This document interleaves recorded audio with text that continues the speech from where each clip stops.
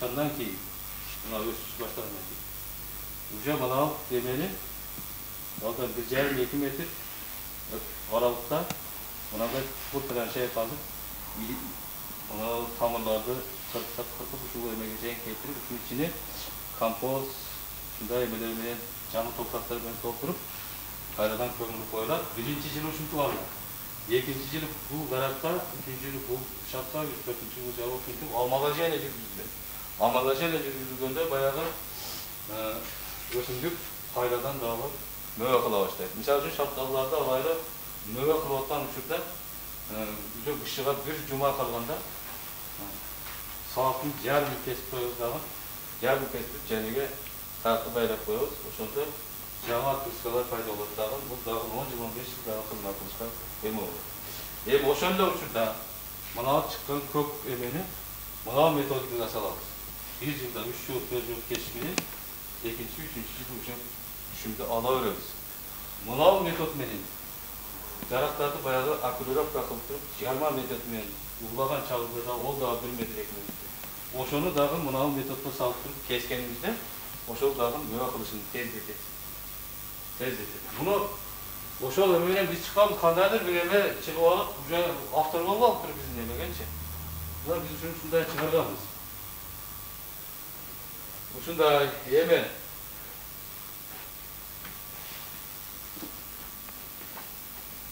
кокон гүлас деп гүластан баштай берели. Кокон гүласты неме кылганыбыз бардыгында гүлас бар.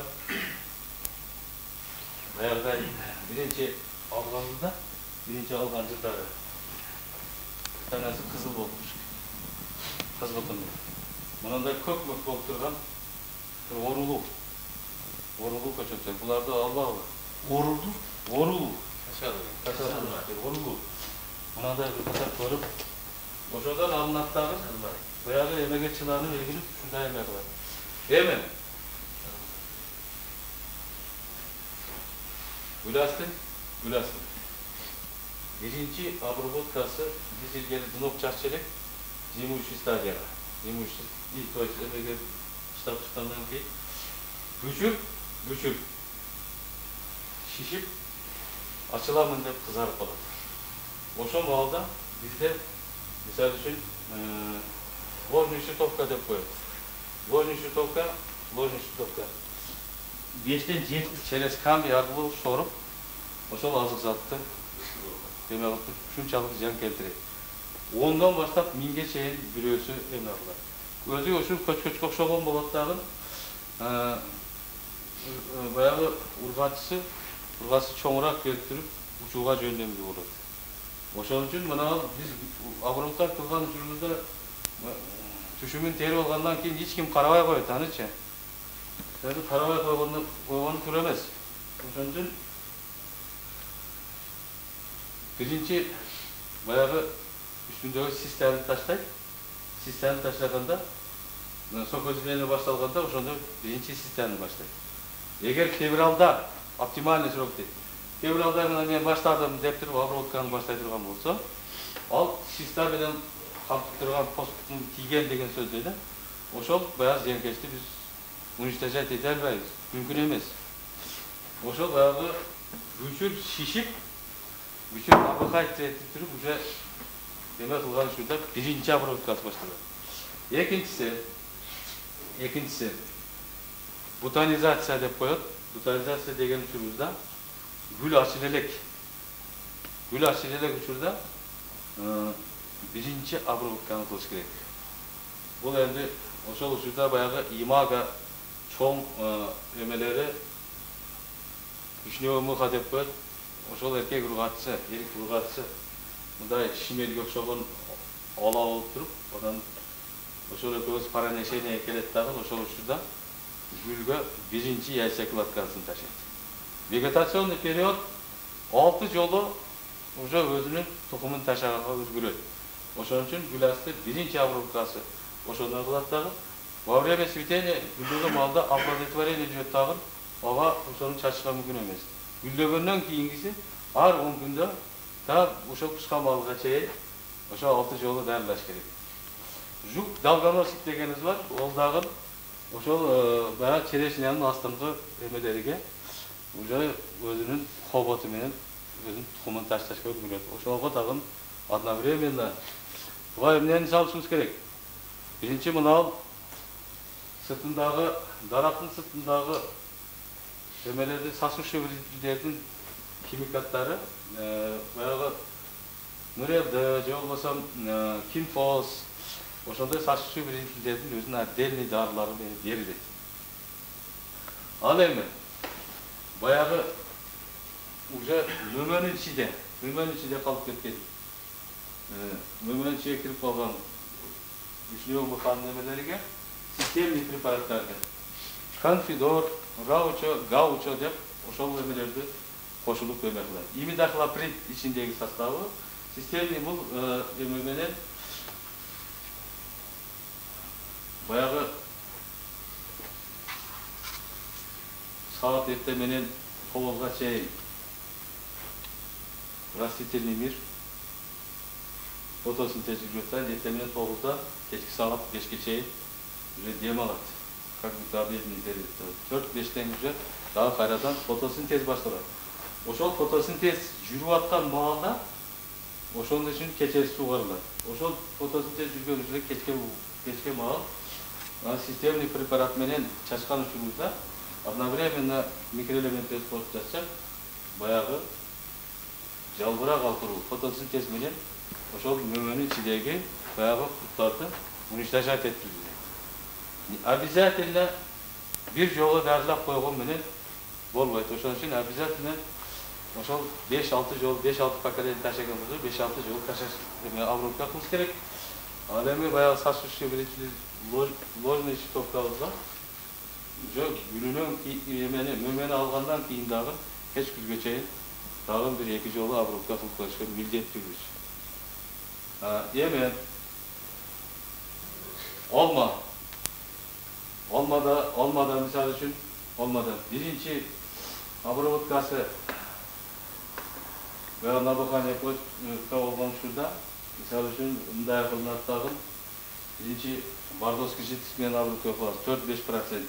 Bardovski жидкости өрүк менен баягы кайноо деп коебуз силиваны ошону зыянкач оорулардан сактоо боюнча. Misal üçün erте birinci пайда боло турган садовый клещ дейт. Ал февралдын этегинде пайда болот дагы бул сасуучу зыянкач эсептелинип, бул өсүмдүктүн баягы клеткаларына кан бейлерди соруп эме кылат. Ошон үчүн биринчи ошол биз келтирген зыянкачтуулугу ошол жактан болот. Биринчиси днок менен алдыңкы ичечелик. Днокту азыр мен запрещать этип койду атат. Анын заменителери амайд менен кинфос. 20-25 грамм 10 литр сууга бир жолу обработка кылышыбыз керек дагы. Ушул эмени обработка кылып, бир обработка өткөрүшүбүз керек. Андан кийинки өрүктүн зыянкачы минируший муха дейт. Минируший муха кореет деген аты бар. Кореет. Бул грызущий зыянкач болуп эсептелет. Бул бир эле поколение берип туруп, ал калктын ичинде зимовка кылып, айда кыштайт дагы. Эрте жазда эркек ургачылары спороношение чыгып туруп, кайрадан кирип, өзүнүн ясакладкасын кылгандан кийин, ошол баягы камбийди жеп, ошондо эме кылып коет. Ошондон азык зат өтпөстөн 5 жылдык, 10 жылдык өрүктөрүбүз куурашка аракет кыла баштайт. Ага 2-3 граммдан супер альфа, конфидор деген системный препараттар менен дарыланат. Андан кийинки өрүктүн тенесинден кирип кеткен грызущий зыянкач усачи деп коет. Ал бир эле поколение өтүп туруп, ал берки аларды дагы баягы системный препарат конфидор, гаучо препараттары менен 2-3 граммдан бир жолдан дарыланат. Ошол эле учурда мына Кемера универсал 20 грамм, Иап торфогумин эксплуатация тоже 20 грамм, мачаина 50 граммдан эме кылат. Андан кийинки зыянкачыбыз бул Баткен областында непарный шилкапрат бир эле жолу берет, грызущий эсептелинип, нурелды, суперфос, супер альфа препараттарын колдонуп 15-20 грамм, 10-15 граммдан суперфос, ал эми супер альфабыз 2-3 граммдан бир эле жолу дарыланат. Эми Баткен областында повсеместно баягындай эмебиз бар, уручный ладожорка деп коет. Al grizifsiz ziyankeş болып turup, bir yılında bana berilүүчү emesi 2-3 поколение berip kalışı mümkün. Super Alfa, Confidor. Super Alfa'dan 2-3 gram 10 litrege, Confidor 2-3 gram. 2-3 yolu darlaş sözsüz milleti olur. Eme bana Kemere Universal 20 gram, Nutrivan mikroelement 20 gram, Maçevina 50 gramdan koşular. Bu Maçevina'nın kendirgen kızmatı almalardagi, bayağı örüklerdagi emelerde, orularda öme kılganga, bayağınday jolдорун тазалап, ошол оруларды арытканга, анан ошол баягы транспортировкага эме кылат. Машинаны жалбырак аркылуу внекорневой берилет да. Жалбырак аркылуу берилип, ошондо азыктар аркылуу берилгенден кийин одновременно зыянкечи менен бозунтур биякта орулардын дагы нарыгы барат. Подкормка берилет. Анан ситофтороз деген оорусу бар. Ол үстүңкү бутактарга эң үстүңкү сабактарда кубрап калышы билинет. Бул грибковое заболевание болуп эсептелинет. Вегетация ичинде гана дарылоо керек. Ситофторозду кесип салыш керек. Обязательно порядке фундазол, байлетон деген дарылар менен дарыланат. Фундазол, байлетон 20-25 граммдан 2-3 жолу дарылаш зарыл. Бир эле жолу дарылоо эч качан бизге ийгиликтүү эмени бербейт. Буларга дагы ар бир дарылаган сайын азыктандыруу берилиш керек. Азыктандыруу микроэлементтер менен внекорневая подкормка Нутриван 20 грамм, Мачевина 50 граммдан берилип барылат. Клетоаспориоз деп коет. Бизде баягы өрүктөрдөгү сепкил, желим, то есть сепкил. Бул грибковое заболевание в течение эме кылып туруп, муну ар бир жамгырда манкоцеп деп, бул салкын абада өчүүгө жөндөмдүү болуп келет дагы. Ар бир жамгырдан кийин уже обработка кылыш керек. 10-15 грамм эме менен. Анан болбосо известковый серый отвар. Известковый серый отвар даярдалып, андан 1% берилет. 1% 100 литр сууга где-то 1 килограмм кошулат да. Ошондо 1 килограмм кошулуп туруп, эмени 2-3 жолу дарылаш керек. Обязательно муну бир эле дарылоо менен ушул грибковое заболевание ооруну жок кылыш бизге мүмкүн эмес. Ошол эле учурда Мачевина беребиз. Мачевинанын эми таасирин мындай эме кылып баягы айтып койгонум, мына азыр мына сүрөт көрсүнүп турат, ичиндеги мына клетканын ичиндеги туткан азыктануу. Фотосинтез жүргөндө мына фотосинтезди кызылга коюп койдук крахмалды. Андан кийин аны эмеге алып, кийинки эмеси аба керет. Абанын эмеси мындай аба менен кошуп байониканы подкормка кылганыбызда Мачевина ушундай эмеде отуруп таш болот дагы. Ошону баягы циркуляцияга ушул эме берилет. Мына дагы ошол крахмал, анан Мачевина, ошол Мачевина менен ошондой бир циркуляция кылып туруп алып немеге тазалаганга ушундай желимдерди, ушундай бир ооруларды, баягы эмелерди, сепкилдерди тазалаганда Мачевинанын жардамы аябай чоң келип неме болот. Бизде мына эмеде дагы нитрационный метод марганцовка кошулат. 1 грамм марганцовка 2-20 литр эмеге коюп туруп, аны да койсо баягы эмени пайда кылып туруп, магнетизмди ошо менен биргеликте эмелерди дезинфицирующий свойствосу бар, ошону ушундай эмеге кошуп койсо болот. Андан кийинги азыр известковый серый отвардын даярдалышын айтып беремин, аманан бүткөндөн кийин. Шире теля деп коет. Бул сасуучий зыянкеч болуп эсептелинет. Сасуучий зыянкеч бул эми бир жылда 10-12, иногда 23 жол поколение берип туруп, течение вегетациянын убагында кинфоз, анан биелик-8 эме препаратын аралашмасын кошумчасы менен жесиперфоз биелик-8 менен 10-15 граммдан алып туруп, бышыкчылыкка 20 күн калганга чейин ушул эме менен дарылап, анан Мачевина менен баягы микроэлементтердин экөөсүнүн кошулмасын кошуп, уникальный подкормка беришибиз зарыл. Мачевина менен микроэлементтерди бышыкчылыкка 2-3 жолу гана берилет, вегетационный периоддо эмени баягы бышыкчылыкка калган учурда буларды 20 күн эмес, даже 1 ай мурда уже Мачевина берилишке мүмкүнчүлүк болбой калат, мүмкүн эмес. Ал эми мына эми зимующий стадий болезнь, зимующий стадий вредитель дейт. Зимующий стадияга биз мына эми зыянкечтердин көпчүлүк учурда мына биз бул мурда дунок менен дарылаганбыз, дунок менен дарылаганда среднесүнүч температура мына ноябрь, октябрдын этеги ноябрь айларында жалбырактарыбыз түшпөй, ошондой бир акыркы стадияда зыянкечтер өзүнүн тукумун, яйцеклеткасын таштап кеткенге неме кылып калышат. Ошол учурда обработка кылып коюшубуз керек. Мисалы үчүн Нисаран ошол яйцеклетка овоциди катары эсептелип, ошол яйцеклетканын эмесиге чейин уничтожать этишкенге чейин эмеси бар, ушу свойствосы. Анан кийин мурда дынок чачканбыз, дынок жалбырактарды түшүрүп, күзүндө жаан-чачын жок болуп, өсүмдүктүн бүт денесине жабышып калгандан кийин баягы зимүстү стадия кар жамгыр менен келгенде да ийнедей жерге эрип түшүп, тамып тийген жерлерди бүт бардыгы личинкаларды, баягы эмелерди бүт бардыгын жоготуп салат да, күйдүрүп. Анан эми жабышат эткен жери баягы энтомофагтарды, пайдалуу зыянкечтерди дагы уничтожать эткендиги үчүн уруксат берилбей жатат. Эми зимуштий стадия болезнь бул фундазол менен 1-2 жолу күзүндө дарылап коюшу зарыл. Ошондо күзүндө баягы осенняя обрезка дагы болот. Ошол обрезка болгон учурда Кемере универсал мочаёна менен дарылап койгонубуз уже түшүмдү жыйнап алгандан кийин бул бүчүрдү бакканга чейин. Себеби өсүмдүк эки эле циклда иштейт. Биринчиси мына мөмөнү бышырганга чейинки убакыт кетет, мөмөнү бышыргандан токтоп, анан биягы уже бүчүрдү бакканга аракет кылат да. Ошон үчүн мына ал эми мына сливада аслында бизде мына Непалдын Челпаграддагы эме кылышы мүмкүн.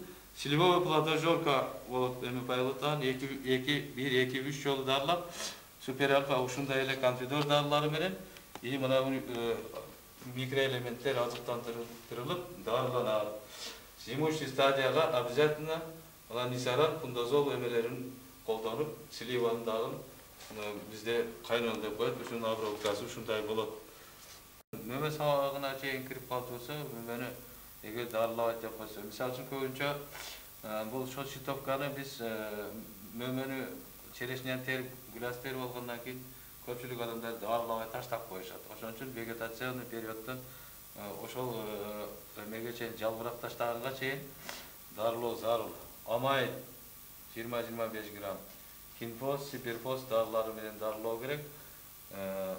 Бардовский жидкость 4% менен баягыга эмеден 1 литр ак майды кошуп дарылаганда удушающий свойство болуп туруп, биринчи обработкасы ушундай жүргүзүлөт.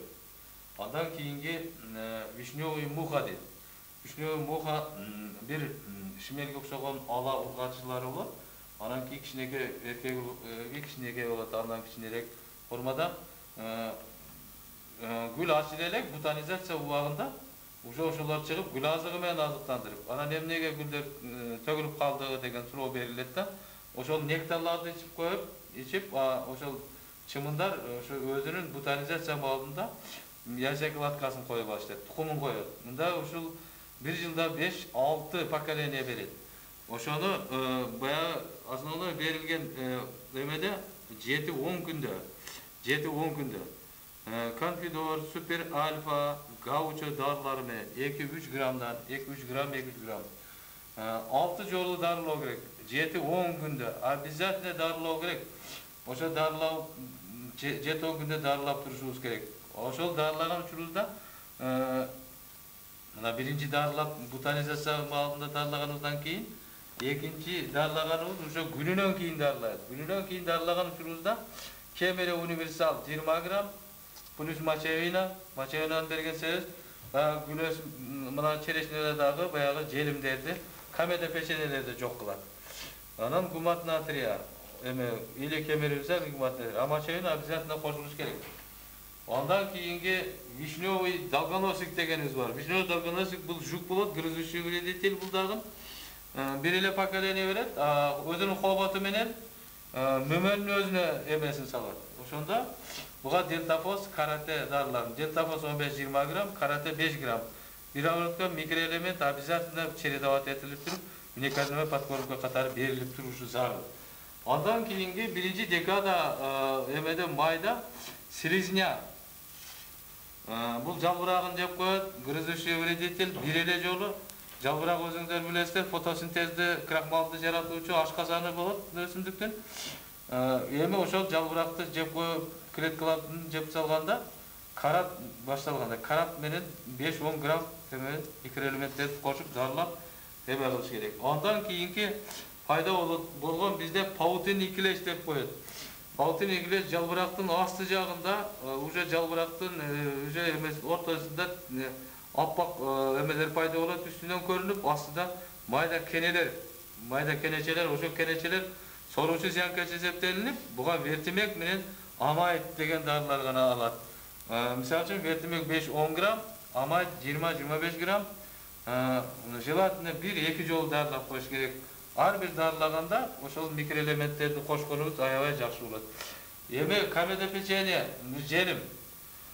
Бул вегетационный периоддун эмесинде фундазол деген дарыбыз фунгицид менен дарылап 20-25 грамм течение вегетация. Мочевинаны кошуп коебуз, микроэлементтерди кошуп коебуз, жакшы эмесин берет. Эмеде кокомикоз, бул оору, грибковое заболевание, течение вегетация. Триада деген дары менен 20-25 грамм течение вегетация. 1-2 жолу дарылап, микроэлементтер менен эме кылабыз. Эми зимужистый стадия вредительдерге нисара, амайд менен дарылап, ушул эмени колдонуп, ушундай эме кылабыз. Анан ошол нисара 2-3 грамм зимужий стадияга обязательно дарылап коюшубуз зарыл. Мындан деле күзүндө абреске, 1 жылдык сырпыктарды абреске кылабыз, 1 жылдыктарды абреске кылган учурда мочевина 50 грамм или микроэлемент коштуруп, азыктандырып, мына микроэлементтерди беребиз. Эми шапталууга келсек, шапталуунун деле зыянкечи ложный ситокко болот дагы, буга деле колдонуучу, мына сасуучу вредитель, ушул эле зыянкеч, ушул эле препараттар менен, пестицидтер менен дарылап, ошону 5 течение вегетационный ошол түшүмүн алгандан кийин дагы дарылап коюшубуз зарыл. Зимужий стадияга. Андан кийин бунун эмеси, дагы бир эмеси, мында деле камедопечение бар, желим, фундазол, анан баягы мочевина, микроэлементтер менен обязательно мочевина колдонуш керек. Фундазол муну бир эле жолу дарылап коюш жетишсиз болот. Onu 3-4 жолу обязательно дарылоо керек. Зимуший стадияга дагы ушундай болезньге күзүндө обрезка кылыш керек. Күзүндө обрезка кылып туруп, баягы саратандан кийин пайда болгон баягы сырпыктарды кесип, унутажат этип салышыбыз керек. Анан шабдалыда биринчи эрте жазда абанын ыстык жана суук болуп келген учурда баягы курчавый листьер кызарып кетет. Ошо курчавый листьер кызыл жалбырактарын терип салышыбыз керек дагы. Бул грибковое заболевание. Скор деген дары жана ошо фундазол ошол 2-3 жолу мынандай 2-3 грамм скорду муну деле ошо даярлап күзүндө обязательно баягы больной эмелерди кесип салып баягы сабактарды микроэлементтерди кошуп мочевина плюс марганцовка дагы кошсок болот. Марганцовка дагы жакшы эффект берет мочевина менен. Эми бул эми шабдалыда мучница роса, грибковое заболевание, фундазол, байлетон көбүнчө ушул жакшы эффект берет. 20-25 граммдан течение вегетационный период боюнча 5-6 жолу дарылоо зарыл. 1-2 жолу дарылоо менен оорудан арыла албайбыз. Ошол эмеде. Дагы өзүнүн бир эмеси бар, плодожоркасы.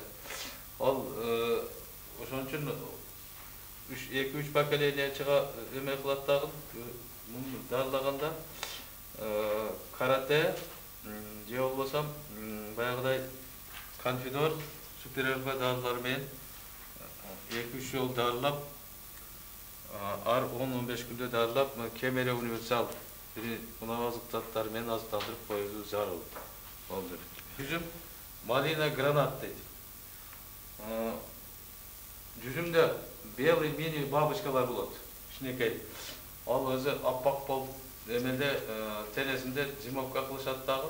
Ал зимовкадан систасын сокодүжени башталган систасын таштап, ошондон чыгып, анан сашуучу зыянкеч эсептелинет. Бир поколение 1-2 жолу дарылап конфидер жакшы эффект берет. Нурелди менен 2-3 грамм, 10-15 грамм нурелди ошол 2-3 жолу дарылашыбыз зарыл. Ondan ошого Кемере универсал мына мочевина дарыларын колдонгонуңуз жакшы эффектүүлүгүн берет. Анан буларга деле марганцовка кошулуп эме кылат.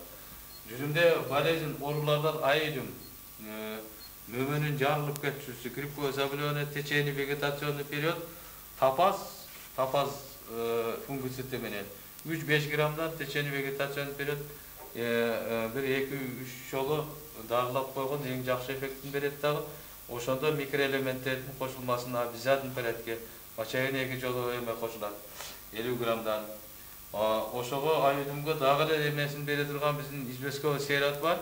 1 граммдан течение вегетация 20 күн калганга чейин дарылап, мындан деле жакшы эффектүүнү алса болот. Андан кийинки мөмөлөрүн курап, жүзүмдүн салыктарын курап, айыдым жалбырап, мына милбю деген эмеси бар, фоликур, тилт деген дарылар менен дарылап, микроэлементтердин коштоосу менен ар бир эмесиге фунгицидтерге кошуп коюп, ушундай жакшы эффектин алабыз. Жүзүмдө жүзүм боюнча айтып болдук. Анан жүзүмдү мына жүзүм сабагына биягында тамыр көрдүрөсүздөр 3-4 метр узундукта траншея казыш керек дагы. Траншеянын чукурлугун 50-60 см чукурлукта казып туруп, анын ичиге чириндилерди эмелерди толтуруп, бир жүзүмдүн бир жагын бияга карап жаткырсак, экинчи жагын тамыр менен бияга карап жатырып, үстүнө чириндилерди толтуруп эгилет. Ошондой кылып эккен жүрүлдө мына жүзүмдүн 3 метр аралыктарга тамырлар көбөйүп, тамыр мощный корневой система пайда болуп туруп, ошондой эмесине чүмдүүлүк жогоруга 3-4 эсеге көбөйөт. Ошол эле учурда эгер бу жерде баягыдай стяжка кылып койсо, же болбосо бир эме кылып койчу болсок, мына жүзүмдүн эмелериге полиэтиленовый трубаларды, 50 трубаларды ар бир эмесиге 3-4 жерден кесип, тешип, бир-эки жагына, эки бетине коюп коюлат дагы. Полиэтилен эки учун жердин бетине чыгарып коюлат. Ошол эки учудан баягы микроэлементтерди, азык заттарды куюп, азыктандырышка оңой болот. Мисалы үчүн мына эмелерде стяжка болгондо жүзүмдү кескен учурда 1 жылдык жоон бүчүрлөрдү таза эмелерди сабактарда калтырышат. Анан кийин баягы саратандан кийинки пасынкадан пайда болгон кичинекей эме шырпыктар болот, аларга мөө алдырбаш керек дагы. Алардан кийинки жыл дальнейшем развитие кетиши үчүн 3 бүчүр койчоттан 3 бүчүрү баягы сабак чыгарганга гана коюлат. Эми мери барбы малина. Малинада биринчи зыянкечи листер ветка болот. Карат менен диэлсез 5-15 граммдан коштуруп, микроэлементтер менен дарылашыбыз керек дагы. Анан экинчиси буларда паутинный клещ дагы сасуучу зыянкеч, баягы араларына, баягы черешине же болбосо баягыдай шапталдар эгилген болсо, анан ушул малинага өтүп кетет да. Ошондо баягы сасуучу амайд, вертимек менен дарылап 20-25 грамм амайд, вертимек 10-15 грамм микроэлементтердин кошулмасы менен. Анан малинада эң бир эмеси пурпурный пятнистый дегенибиз болот. Ал жалбырактары кичине болуп туруп, анан сабагынын асты жактарында, өзүнүн сабагынын асты жактарынын эң астыкы эмелеринде аппак кызыл оттенкалар пайда болот. Ошол кызыл оттенкаларды эме кылыш үчүн, каршы күрөш үчүн биринчиси байлетон, триадофундазол, биелик 8-ди кошуп, 20-25 грамм байлетон, триада 10-15 грамм микроэлементтерди кошуп күзүндө дарылаганда, андан кийин эрте жазда дарылаганда жакшы эффект берет. Эгер күзүндө биз дарылабай койсок, бул эмелер эрте жазда баягы эмелер, мисалы үчүн биринчи поток пышып болгондон кийин баягы малиналарды кесип салабыз да. Малиналарды кесип салган учурубузда, баягы сөңгүп калтырып кеспешиш керек. Ошол жерде болезньдер зимовать этип калат да. Ошо зимовать этип калат, ошон үчүн обязательно порядке ошол сөңгүп калтырбай, жер менен барабар кылтырып кесип салышыбыз керек. Ушул обработка кылып эме кылганыбыз жакшы. Жөөк менен жөөк аралыгы, малинанын саженысы менен мына көчөтүн менен көчөтүн аралыгы 1 метр. Ал эми жөөктүн аралыгын 1-1,5 метрге чейин кылыш керек. Себеби мына өзүңүздөр көрүп турасыздар, малина malinaның boyu 3 metrге чейин болот дагы, астыгы тамырлары деле 3 метр аралыкты ээлейт. Эгер мына 3 метр алып дедик дагы, бир эле линияда, бир эле центральный тамырлардан уже мынанын астынан эмелери өсүп чыгат да, мына 1 метр алат да. Ошондо баягы астынан чыккан жаңы побегтерден 8ден 10га чейин беришибиз керек. Эмне үчүн андай кылабыз деген жери келет да. Мына аралык кең болсо, мындай шамал өтүп турганга, күн тийгенге, баягы болезньдерин жок кылганга. Экинчиден, biz mına 3 metre uzunlukta bolgan malinanın tamırını biz mına 1,5 metre emez 1 metre aralıkta jotum 75 santimetre aralıkta ekip koyganımızda tamır kısılıp kalıp mına жерден 1ден 2ден papek koyup biz жерден oşol özümüzge oruğunu payda kılıp bayağı düşündüktüğünü kurup koyup jatabız. Yeme tene. Talstanoşka bir ele pakelene öyle sarsı süzyenkeş bolup durup kompüter darısını beremiz 2-3 jolu mikroelementlerdi ömesi menen. Anan manilyarly ajok deyt, manilyarly ajok anardın çirip kalışı. Bizim Kazamjay rayonunda ушундай emeler köp. Manilyarly ajok fundazol menen darılanıp 20-25 gram mikroelementlerin koşulması menen koşup darılanıp jakşı effektini berет. Эми көчөттүн мөмө алысын тездетүү методикасы. 1 жылда көчөттү 3 жашка чейин чоңойтса болот да. Мисалы үчүн базардан көчөт алган журда, базардан көчөт алган журда. Көчөттүн сабагын караш керек. Сабагын караганыбызда сабак кып-кызыл болуп туруп, таза тунук болуш керек. Көгүш болуп туруп, каралып турса, ал көчөт оорулуу болот. Ошол көчөттү алып келген учурубузда, биринчи алып келгенибизде, мына көчөттүн даярдаган эмебизде 1,5 метр, диаметри 1,5 метр чукурлукта траншеяны казып алабыз. Ошол траншеяны казып алган учурубузда birinci, anın özünün eski жалбырак, eski salıklarını kesip salıp 4 ele bütür kaldırıp koyuyoruz. Yarım metre çukurlukta, buna 50-60 santimetrede koridor koyuyoruz. Bu koridor, bu padboy olup kalıp gider. Eski bayağı özök tamırda, janak deme tamırlar, mayda tamırlar mesela bayağı çavur tatkan özök tamırlarda canına ketken. Oşuları kesip salıp, oşunu dayatap, astıga 2 çaka, to есть birinci, bunu emede medni kuparos degen asman svetте eме kılıp alıp durup, medni kuparosda 3 saat, 4 saatga çeyin karmayız. Sebebi, ananda parmagan usulda dezinfeksiyada, bu özünün emesi menen bayağı kamede pеченье, bayağı oruların bardığı çeresi eme alıp bir tat tutup eme alıp kedet dagın. Ondan keyin biz onanı karnevin tarafı bayağı emeli beremiz. 10-12 saat köçöttü buna gumat natriyada karmayız. 10-12 saat bundan bir ıstakanga bir çaylı loşka ıstık suğla aralashtirip bir çelek su menen.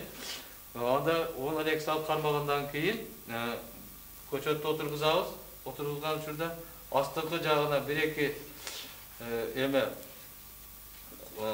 resmi kumlardan koyup üstünkü jagına bayağı kara çılalardı, arıklardı, bayağı emelerdi tazagan жерде çılalardı, kordo topraklardı koyup durup, kömüp salıp ondan keyin janынан suudu ötközüp, agızıp, uşuntup birinci köçötte oturguzabız.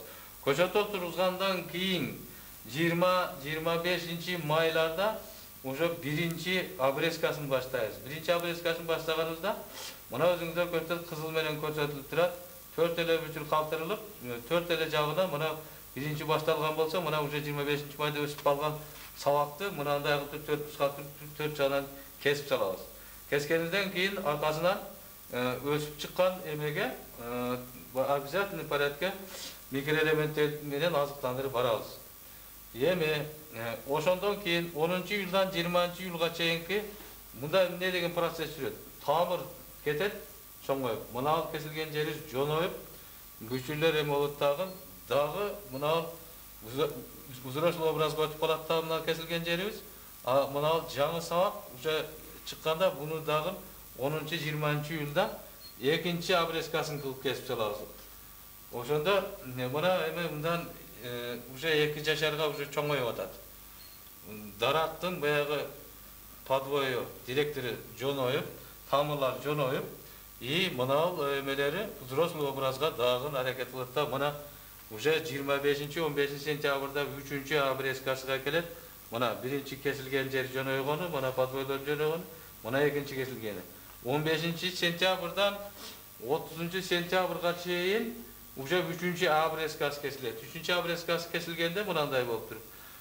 Көчөт мына тамырлары барган сайын чоңоюп, мына салыктар взрослый образга өтүп, уже эмени тез үчтүктөр жалбырагын алып, мөбө кылышка аракет кыла баштайт. Мына 3 жашка ошол уже эмеге жеткенде мынандай болуп туруп 3 жашарга биринчи 3 жашар болуп калат дагы. Биринчи эмедеги скелети первый пародканы тарбияладык. Мындайды шапталы, алма, өрөк, черешня, бүт бардык эмелерди ушундай эмесини, ушундай обрезка кылып туруп, даракты 1 жылда 3 жашарга чоңойтобуз. Мунун пайдасы не дегенде? Так, биз мынандай бияка келсек кетет, анын мууну жок, муун эме кылып туруп, анан чоңоюп, андан кийин бул дарак 3 жашарга толуп, мына салыктар. Андан кийин дагы узарып, ошол 5-6 метр узундукта ушундай эмеде көчөт пайда болот. Ошо бул көчөтүбүз чоң, кароосуз даракка кетип, талашкан бирдей диаметрде эме болот. Рационализаторский использование болбойт дагы азык затты. Ушундай эме болуп калат. А мындачы, мында жарым метрден кийин биринчи, экинчи муун башталып, муундарды уже бутактарды ала баштайт. Бутактарды ала баштап, мөөгө аракет кылат. Экинчи жылы скелет экинчи порядканы обрезка кылабыз. Мында сразу эрте жазда дагы 25-20 майлардан баштап эме кылганыбызда 2 чырпыктан, 2 бүчүрдөн кое баштайбыз. 2 чырпыктан коюп, ошентип мына дагы бир эме кылып туруп, 10-жылдан 15 сентябрга чейин 3-чү обрезкасын кылып алып туруп, ошентип 3 жыл 4 жыл обрезка кылганыбызда биздин баягы камбийлер, баягы через стволдор ушунчалык миллиарддаган клеткаларды бакпастан, жакын эле аралыктан ушул эмени багып, уже жакын аралыктан салак, мөбө башталып кетет дагы, мөбө салактары башталып, уже 5 жыл дегенде уже 10 жылда мөбө кыла турган көчөтүбүз уже эмеге 5 жылда көчөткү мөбөгө кирип калат. Мен муну 2000-жылдан баштап 10 жылдын эмесинде тажрыйба катары колдонуп, ушуну элге тартуу кылып атамын. Бул менин рационализаторством. Мына 2000-жылы биз эмеден өткөргөнбүз. Кыргызстан боюнча консультативный службаларды окутканда, ошондо Айтматов деген биздин волонтерибиз келген дагы, ошондо мен баягы менен чыкканмын. Мына даракты жашартуу методикасы. Мисалы үчүн дарактарды жашартабыз. Дарактарды жашартып эмнеге жашартабыз? 15-20 жылдык салыктарды биринчи скелет порядкаларды. Аларды обрезка кылбасак, уже клеткалар каарып, алар уже салагы деле уже баягы кабыктары уже жарылып, уже дайым болуп көрүнүп калат. Анан кийин клетка бөлүштүрүүсү жоголот.